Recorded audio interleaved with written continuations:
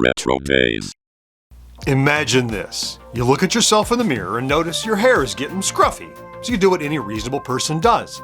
You call your local barber shop or salon, the very same one you've been patronizing for most of your adult life, and there's no answer. After a little research, you find they've gone out of business. And so you attempt to make an appointment elsewhere, only they're all gone. There aren't any barbers left in the entire town, city, state, or country. Now, this common and essential service that you've relied upon has vanished. Absurd, I know, but that's how it sometimes feels to me when I think back to similarly common services that are now gone or dying.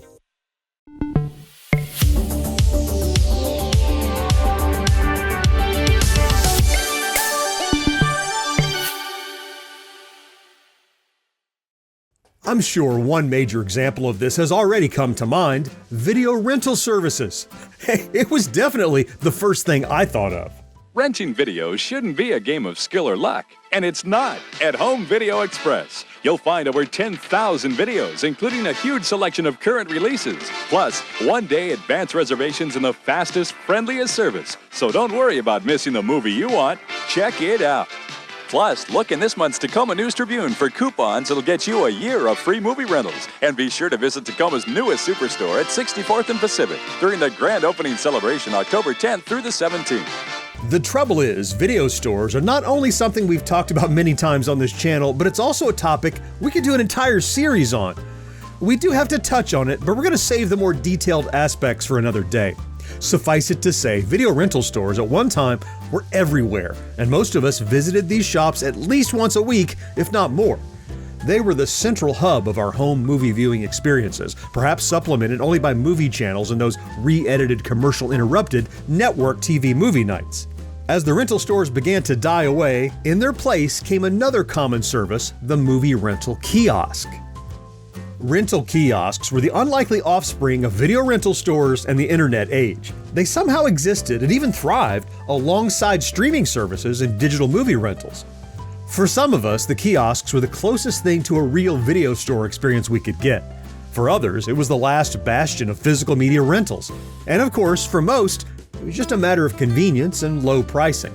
At one point, these metal behemoths stood stoic outside most supermarkets and big box stores, making it a simple matter of ease to slide up to one and grab a cheap $1.20 per night for DVDs and $1.50 per night for Blu-rays through Redbox in 2011. The prices did go up over time, but the highest they ever reached was about $2.25 for both daily DVD and Blu-ray rentals. Not to mention, specifically with Redbox, there were tons of weird loopholes and coupons that would result in free rentals, as writer Tony explained in a video he made 10 years ago. First of all, Redbox sends these codes for rent one, get the second one free. They send them a lot. They send those more often than straight up free codes. So rent one, get the second one free.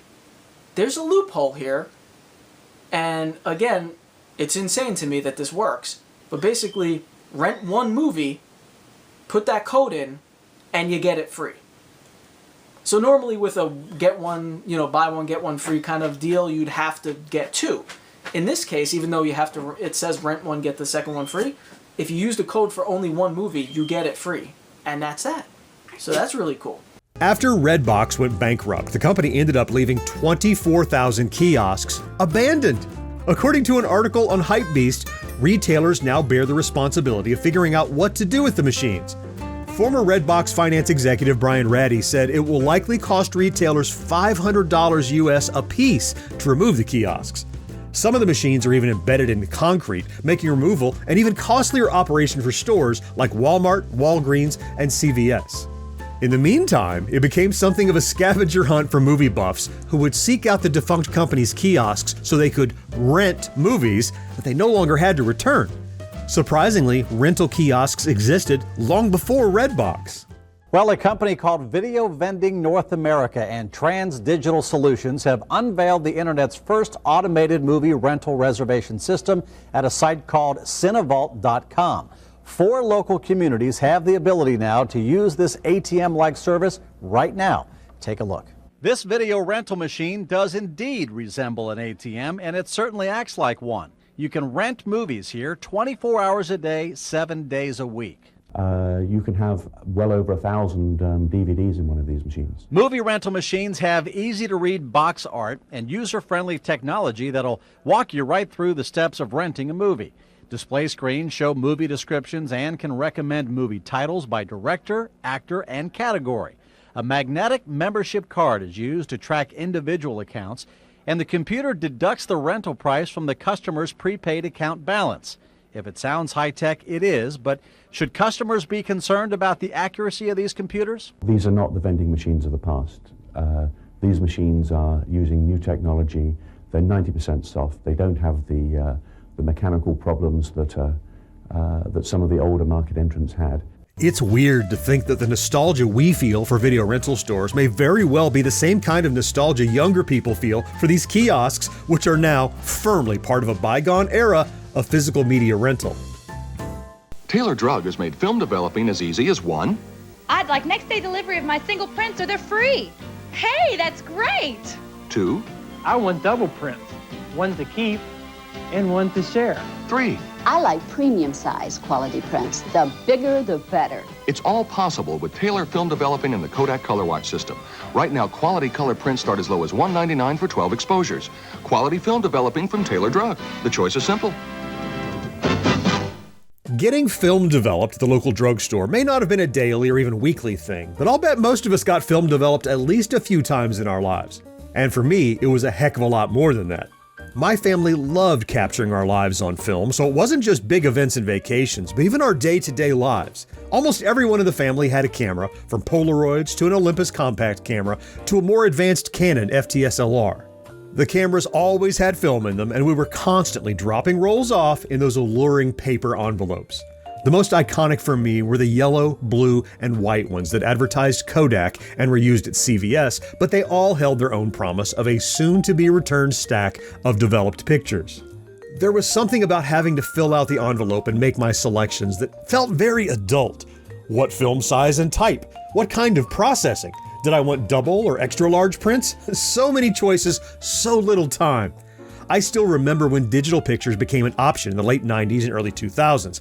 I don't think I ever took advantage of the picture CDs, picture discs, or photos emailed to my AOL account, because I didn't have an AOL account, but just seeing those options made the world feel like we were only steps away from flying cars. Of course, before long, everyone was buying digital cameras and things changed even more drastically.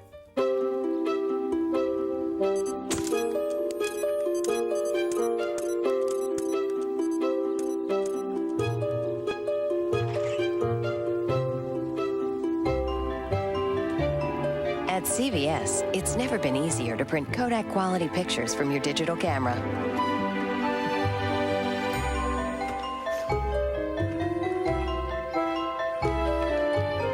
Take the shots. We'll help you do the rest. Then came cell phone cameras, cloud storage, and social media, and while none of these things has completely killed off classic film developing, because yes, CVS, Walgreens, and other establishments do still offer film processing, what once was a common service has become much more niche.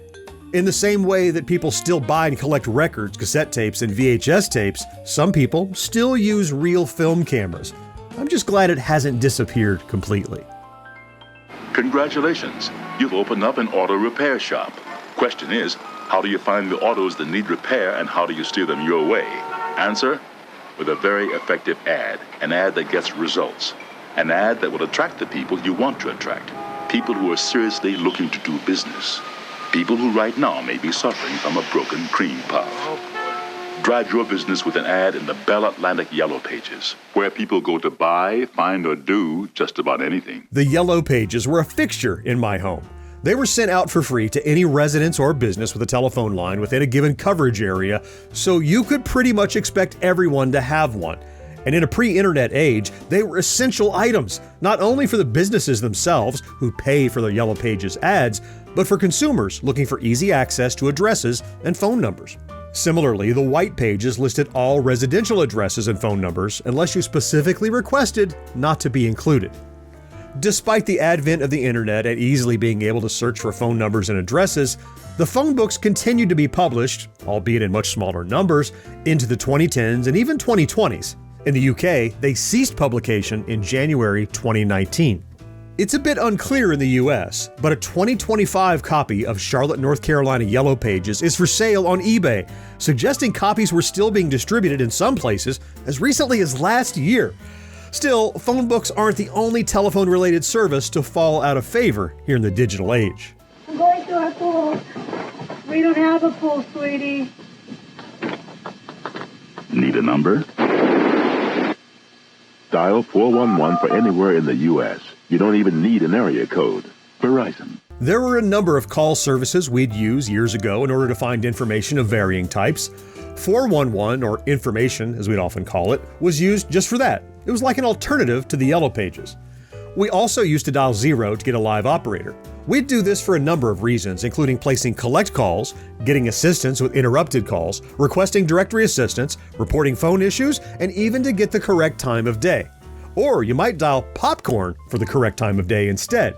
And then there's my personal favorite. My Frank. He likes to wash his car the old-fashioned way. He says the old way is the best. If he knew I was using MoviePhone, he'd have a fit. MoviePhone is the easy way to find out what movies are playing, where, and when. It's so utterly modern. But don't tell Frank. For today's movie needs, call 777-FILM or say hello to MoviePhone.com. Darn birds. There were also many 1-800 and 1-900 numbers, but we did a whole other video on that already, so rather than get repetitive, you should go watch it. I guess we really can't end this segment without mentioning the elephant in the room, payphones. Of all the so-called common services we've discussed today, this, and perhaps calling a live operator, especially before the advent of 911, best lives up to the branding of essential.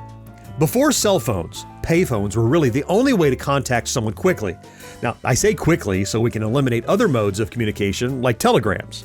If you had to call home to ask a question, broke down on the side of the road, had to contact the person you were visiting to ask for better directions because you got lost, or any other number of reasons, you were probably using a payphone to communicate. Maytag washers and dryers are a lot like Newton here. Faithful, dependable. Year after year, hardly a complaint. That's true of all Maytags. Side by side or stacked, every full-size Maytag washer is built to last longer and need fewer repairs. So old Newton and I can spend a lot of time together. There is one difference between Newton and Maytag. Newton needs me. Maytag. The dependability people. While repairmen obviously still exist, depending on the type of appliance we're talking about, they've become much less common as a household visit. Specifically, as we were compiling this list, our thought was that of the television repairman. A staple of the 1950s and 1960s, home TV repair started to dwindle into the 1990s and onward. From an article in the Oneida Daily Dispatch, Brian Hubert writes, "Back in the 1980s, people wouldn't bat an eye at putting 2/3 the cost of a replacement into a TV with hope to get another 10 years out of it. We were working on 20-year-old TVs back in 1980, manager of Telrad Service, John Mazzone, said. In the past 5 years, the prevailing attitude has become that a TV can't possibly be repaired, and if it breaks, just throw it away." These days, for more expensive sets, consumers might purchase an extended warranty for which an actual technician may come to the house. But outside of warranty, most people consider the repair costs too much. Generally speaking, we've become part of throwaway culture, where many things are so cheap, we'd rather toss anything that breaks and just buy another one. Now, I say generally speaking, because I know this doesn't describe all of us, and often, especially those of us in the nostalgia communities, we're out there buying up old tech and sometimes even learning how to fix it ourselves. It's Joe Albertson's Supermarket. Excuse me, this must be your first time here. In my store, I bag the groceries. Thanks. Got any ideas for a romantic dinner? How about a little veal marsala? Can you do that in a toaster oven? In a toaster oven? No. It's Joe Albertson's Supermarket. I gotta have some more lemons, quick. So we go out of our way for you. Finally, we arrive at the titular bag boys, those workers of a bygone era that would stand stoic at the end of the checkout lane, ready to expediently pack your groceries into a paper bag. It's worth noting here, again, that certainly so-called bag boys, who can be any gender or age despite the name, do still have employment at some stores. I'd like to primarily blame self-checkout lanes for the disappearance of bag boys, but I have to admit that they seem to disappear from some stores even before self-checkout became a thing, while other stores never had them in the first place. Some stores left cashiers to pack bags, and other stores left the consumer to do it themselves. Reusable tote bags for groceries was perhaps another reason for the abandonment of this particular employment, especially in states that banned other types of bags. While having a bag boy pack my groceries isn't as prominent in my mind as video stores or getting film developed, it's just another part of a nostalgic tapestry that's been wearing at the edges and coming undone for years. No matter which way you slice it, as time goes on, services we once considered essential get phased out or replaced in ways that we often never even thought possible. Those of us who enjoy looking back at our past mourn the loss of these services. They were big parts of our lives, and it can feel like there's something missing in their absence. But over time, we adapt to the new workings of the world. Even as you watch this video, there's likely some contemporary essential service that will be all but extinct in 20 years. In fact, for this week's question, let's play fortune teller. What essential services of today do you think will be gone in 20 or 30 years? You know, I would love to hear about it down in the comments. If you enjoy our content, please consider liking this video, subscribing to the channel, and maybe even activating that ubiquitous notification bell. You know, it really does make a huge difference. Let's meet again next week to celebrate yesteryear right here on RetroDaze. Clicky clacky.